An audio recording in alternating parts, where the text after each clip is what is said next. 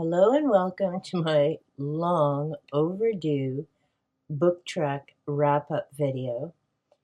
When I began this in June, and I'm so glad Revenant Reads has this event, please be sure to go check out his channel. All I had was my Star Trek magazine. So I began hunting through my local thrift store. I was lucky enough to find two hardcovers, so Probe and Mosaic. This year I did read Probe, and I've talked about that in an earlier video. It was an amazing read. I was also lucky enough to find all 10 logbooks by Alan Dean Foster. The stories are based on the animated series, and he's rewritten them. Also, FYI, I've been continuing to look when I'm at my local thrift store, and I haven't seen these again, so they were definitely meant to be find. And I also found two more paperbacks. I didn't get to them this year. It's Crisis on Centaurus and My Enemy, My Ally. So I am definitely set for next year's book trek, and I'll be more organized and able to keep up with that. I love that the event is for 3 months, so I should definitely be able to make a dent in that reading. This year, I only got up to Star Trek Log 3. I enjoyed revisiting the characters from the original Star Trek series.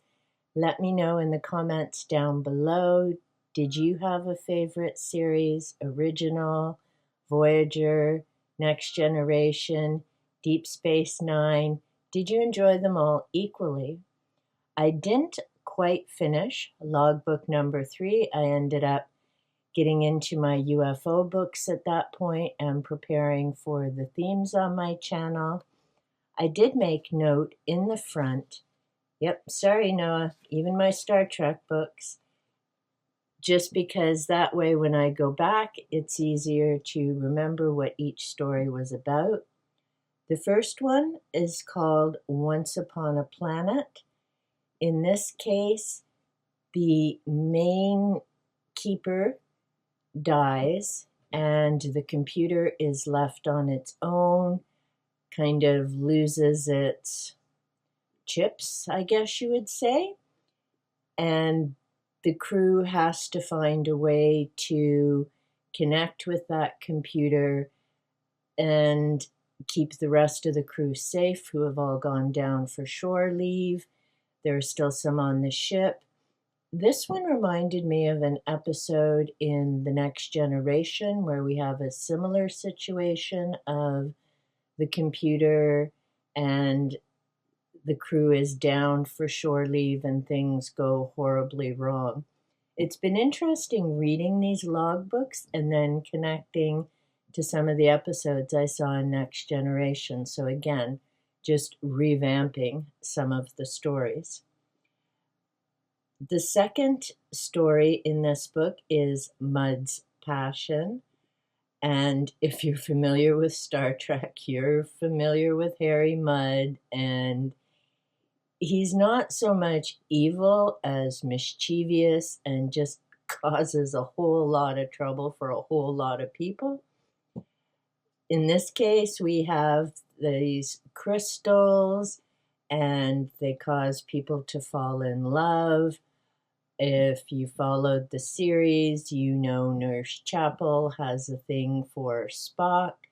It's a bit of an interesting read how that plays out in this script story.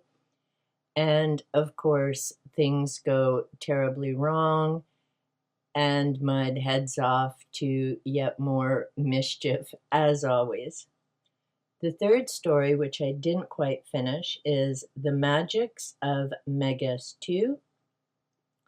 This has to do, what I have noted here is a situation like Salem, based on fear, has to do with Lucifer, I still need to finish the story and find out how that all played out.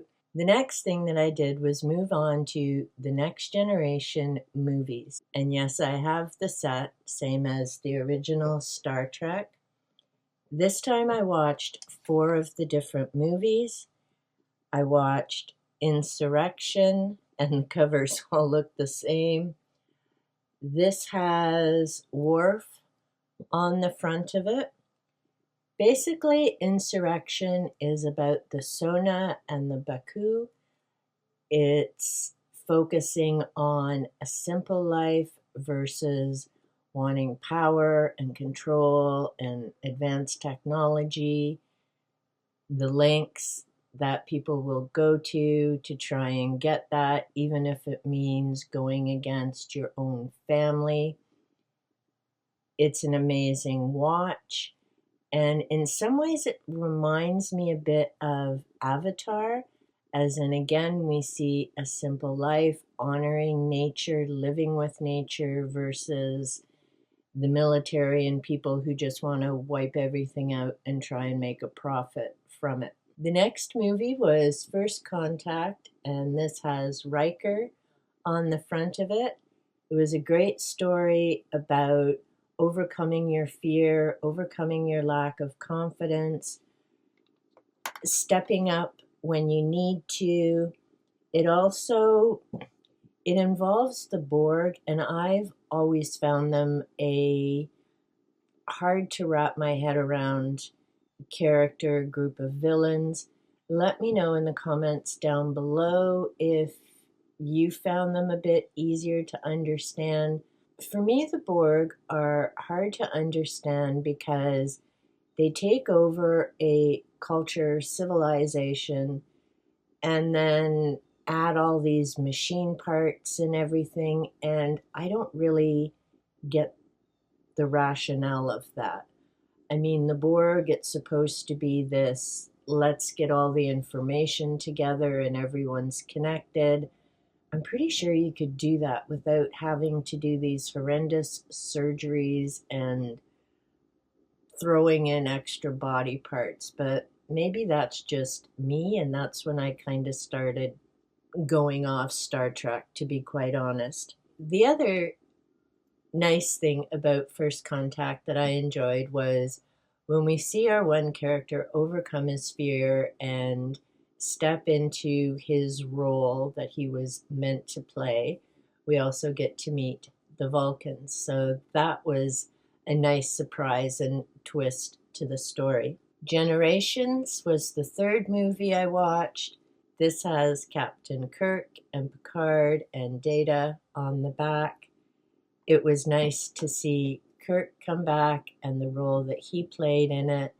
For me, the main thing of that movie is, what would you do to get back to paradise? In this case, it's called the Nexus. And more importantly, if you get there, would you be able to leave to help and save everyone else? It's a fascinating question, and it was a great movie and a great watch. The last movie that I watched this year was Nemesis. We have Data on the cover of this one. It has to do with the Romulans, familiar enemies, and Picard has to face one of his most difficult adversaries throughout movies or series. There are a lot of interesting twists and turns throughout the movie, and Data steps forward and proves that he can make human decisions, as challenging as that decision was. And yeah, it was a moving moment for sure.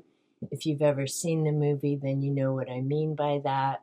Those were the 4 movies that I watched. There are 5 in the set, so I do need to rewatch Evolutions. It's been a while, and every now and again I like to pull them out and go through them. I actually need to watch my Star Wars ones again. It's been a while, and I think I have 6 of them at this point. The final book that I read for the event is one of the away mission type books. I found A Brief History of Time by Stephen Hawking. This was written in 1988. The interesting thing about this book is that it was a gift to a father, Christmas 1988. I know because it's signed in the front. And I'm surprised a book like that would have found its way to the thrift store. But it does make it extra special, particularly having lost my dad. So I was kind of like, whoa, there's an interesting front page. The other thing that I enjoyed about this book, not just the fact that it's in astronomy, and I'm very much into that, need to catch up on some of that reading. And I'll talk more about this book in January when I do my astronomy theme on the channel. In this book, Stephen Hawking makes an excellent point, and I wish more people would do it. He talks about his theory about black holes, how he had to revamp it, admitted to having made a mistake with some of his concepts, and that's the thing about science. You come forward, you admit when you've made a mistake, you revamp, you take all the information into consideration, and you keep moving forward. And if more scientists actually did that, just imagine how much farther we would be in 2024. I'll read the exact quote in January. I couldn't find it before I started taping this. Another point that I do want to make about this book, and yes, yay me, I actually did understand it, and I didn't need the companion volume to explain things, but he talks about string theory. If you've ever watched The Big Bang Theory, 12 seasons, love it, have seen it twice. Leonard and Sheldon are theoretical physicists, and they, of course, are working on string theory, which is kind of cool. And part of watching that also helped make watching that series also helped me understand some of the book, because they did use scientific consultants when they were making that show. I've also read Ervin Laszlo. He talks about string theory as well as a concept that Stephen Hawking talks about here. He was predicting that in the perhaps not too distant future, there would be a theory that would unify everything. So far, that hasn't come about as of 2024. Ervin Laszlo talks about the same, trying to unify the theory. It deals with different dimensions. There's just so much to it. And again, I have a basic understanding of it, but I would certainly never try to explain it in a video because I'm pretty sure I would just confuse people and get some of the wrong terminology.